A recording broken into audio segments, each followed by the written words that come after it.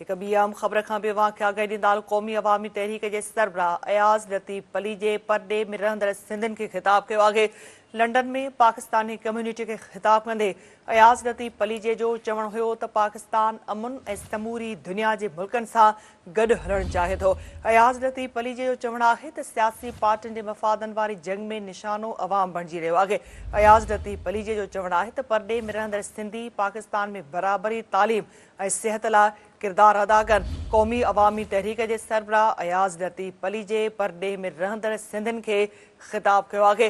London में Pakistani community खे ख़िताब कंदे अयाज़ लतीफ़ अली जो चवणु हो त पाकिस्तान अमुन ऐं समूरी दुनिया जे मुल्कनि सां गॾु हलणु चाहे थो। अयाज़ लतीफ़ अली चयो त सियासी पार्टियुनि जे मफ़ादनि वारी जंग में निशानो अवाम बणिजी रही आहे। अयाज़ लतीफ़ अली जो चवणु हो त परॾे में रहंदड़ सिंधी पाकिस्तान में बराबरी तालीम ऐं सिहत लाइ किरदारु अदा कनि।